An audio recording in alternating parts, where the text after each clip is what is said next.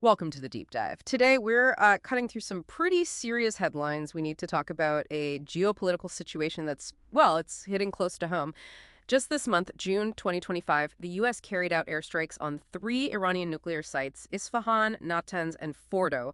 And as you'd expect, this has significantly ramped up tensions with Iran, big time. The immediate impact here, we've seen the National Terrorism Advisory System, the NTS alerts go up, plus those broad worldwide caution alerts from Homeland Security and the State Department. Yeah, and CBP Commissioner Rodney Scott was pretty blunt about it. News Nation reported him saying, the threat of sleeper cells or sympathizers has never been higher. Stark words. Now, let's be clear. There haven't been any, specific actionable threats confirmed publicly. That's important. But federal agencies are urging everyone to be more aware. So our goal today is to give you, our listener, the tools to understand this threat. And crucially, how you can contribute to security through informed awareness, not fear. Okay, so let's dig in. What exactly are these sleeper cells people are talking about? That's the core question, isn't it? When we talk about these hidden threats right now, the focus really zooms in on sleeper cells. And drawing on the work of Mickey Middaugh, the founder of Gray Matter Ops, he's an expert in taking military and police tactics and making them usable for civilians. Sleeper cells are basically covert operatives. Could be individuals, could be small groups, placed inside a target country, and they live there sometimes for years, totally under the radar. Until they get activated. Activated for what? Could be espionage, could be sabotage, or, terrorism. And what's really, fascinating, kind of disturbing, is this dormancy period.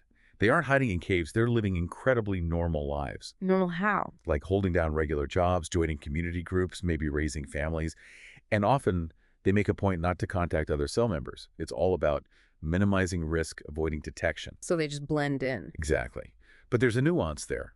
Sometimes, according to insights like those in Sleeper Agent Behavior, The Art of Normalcy, this normal act can seem too normal, almost rehearsed, Like they're trying too hard to be unremarkable. Precisely.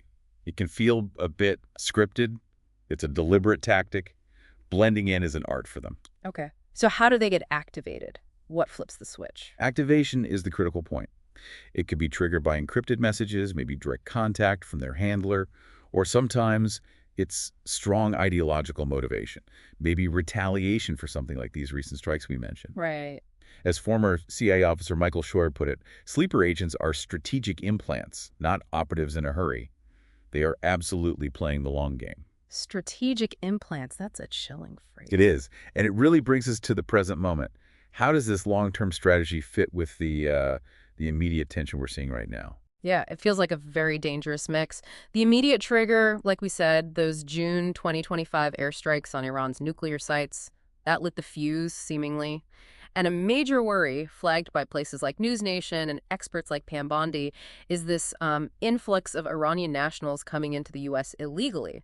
The numbers are stark. Between 2021 and 2024, reports say over 1,500 Iranians were caught crossing the southern border illegally. And get this, nearly half, 729 people, that's 48%, were apparently released into the U.S. And that's just the ones they caught. Exactly. That figure doesn't even touch the estimated 2 million plus known gotaways people who evaded capture entirely. That's a significant unknown factor. It really is. And all this is happening while our agencies are frankly stretched. The FBI is on high alert. DHS is warning about heightened threats, cyber attacks, physical attacks on big cities like New York, D.C., L.A., critical infrastructure. The usual high-value targets? Right. But here's the kicker.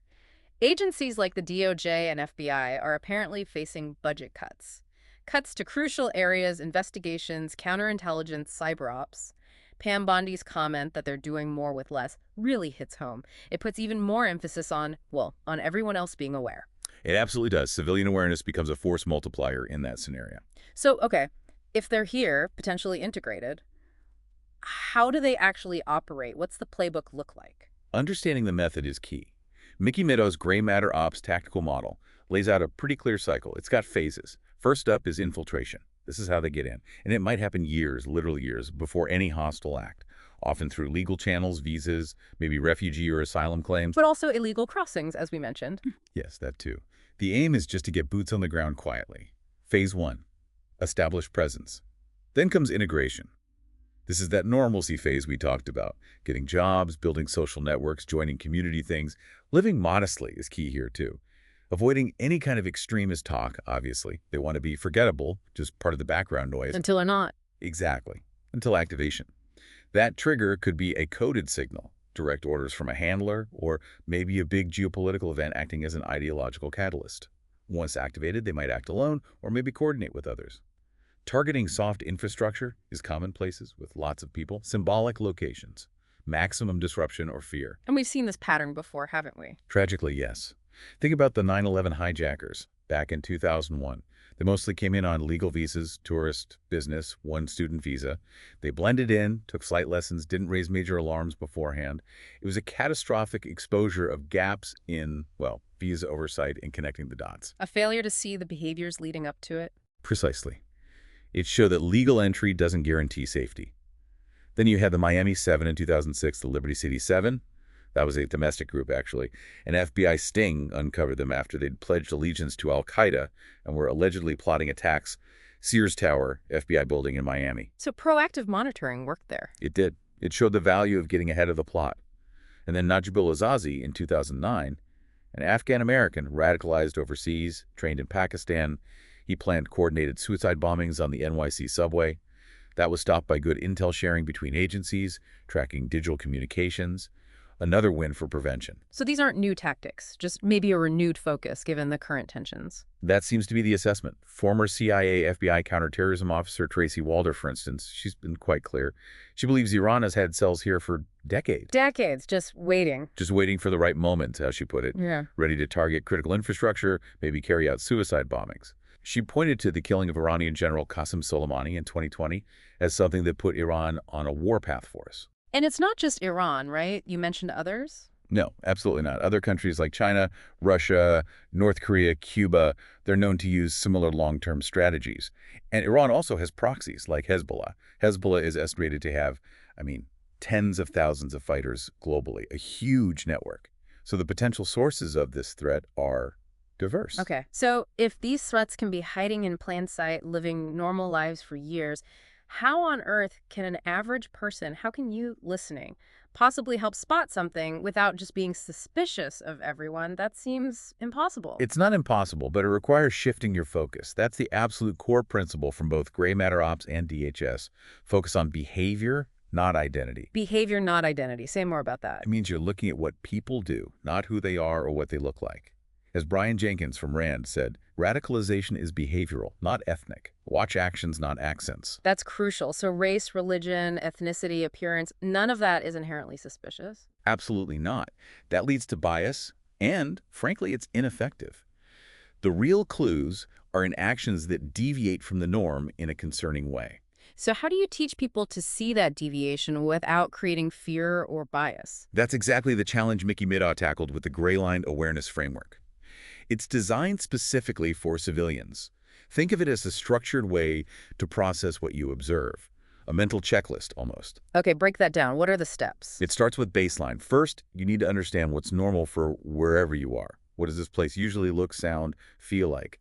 The everyday rhythm. Got it. Establish normal. Step 2, anomaly. This is where you notice something different, something that deviates from that baseline you just established.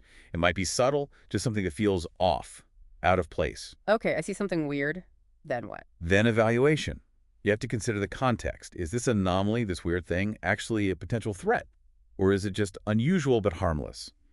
A red herring, so to speak. Maybe someone's just lost or having a bad day. Context matters. Makes sense. Hugely. And finally, phase 4 is action. And this is critical. You never confront someone you suspect. Ever. Right. Don't play hero. Definitely not. Your action is to observe carefully. Know details, who, what, when, where, and report it. Report it through the proper channels. Local police or 911 if it's an immediate emergency. Let the professionals handle it. Always. Leave investigation and intervention to the trained authorities. Your role is observation and reporting. That's the gray line process. Baseline, anomaly, evaluation, action. Okay, that framework makes sense. But what kind of specific behaviors, what actual red flags should people look out for? Good question. There are specific indicators, and these align with what both Gray Matter Ops teaches and what DHS advises. For example, someone taking photos or video or just intensely watching security features, cameras, exits, how crowds move, especially in sensitive areas or public spaces. Like mapping the place out? Potentially. Or someone showing unusual interest in building plans, security rules, emergency procedures, asking questions that go beyond normal curiosity. Okay. What else? Seeing people conduct what look like rehearsals or dry runs, practicing movements or actions, maybe multiple times, at busy locations or events. Also, sudden changes. Someone abruptly withdrawing from their job or social life without explanation. Or unexplained, frequent travel. Anything else tangible? Stockpiling materials that seem suspicious without a clear reason, like large amounts of chemicals, maybe tactical gear, weapons, parts if it doesn't fit their job or hobbies. Right, context again. A farmer buying fertilizer is normal. Someone else buying tons of it. Maybe not. Exactly. Online signals can be relevant too, but again, focus on behavior. Are they suddenly deep into encrypted apps for potentially illicit communication? A drastic, overt shift in online ideology towards violence, expressing violent extremist views. It's tricky, the online space. It is. Other key signs. Making threats, even vague ones. Testing security systems, trying doors, probing guards, trying to get information about operations that isn't public, attempting to get into places they shouldn't be. So a whole range of observable actions. Actions, yes. Not appearances or backgrounds. Right. Observable behaviors that deviate from the established baseline. Okay. So to help people put this all together, you mentioned a checklist. Well, yeah, sort of typical civilian checklist to build these habits. Uh, First, keep an eye on those DHS NTAS bulletins. Just be aware of the official threat level. Second, wherever you go in public malls, stations, stadiums, even church, consciously identify multiple exit routes. Just know how you'd get out if you needed to. Basic situational awareness. Exactly.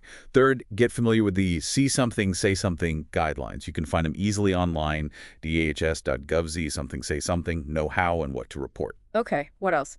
Fourth, practice mental readiness drills. Things like combat breathing, simple controlled breaths to stay calm under pressure. The 5-second reset, a quick mental pause to clear your head and refocus. And mental snapshotting, training yourself to observe and remember details quickly. Tools to manage your own response. Yes, staying calm helps you observe clearly. And finally, actively train your observation skills. Use resources like the tactical content from Gray Matter Ops. Practice noticing details, identifying baselines, spotting anomalies in everyday life. It sounds like building a muscle. It really is. Awareness is a skill you cultivate, which raises the final point. How do you keep building that awareness muscle? How do you make it an ongoing practice? And that really brings us back to the core message for everyone listening. You are that front line of awareness. You're a crucial sensor in the whole national security picture. This deep dive, our aim was to take all this complex info and boil it down into something useful for your preparedness. Not to make you scared, but to empower you.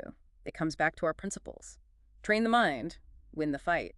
And remember, awareness is armor. Absolutely. And Gray Matter Ops exists precisely for that reason. It's a trusted source for civilians serious about building real situational awareness and preparedness. Mickey Middaugh's specific expertise is translating those proven professional tactics from military, from police, into strategies that you can actually use, empowering you to observe, document, and report effectively without bias, without fear.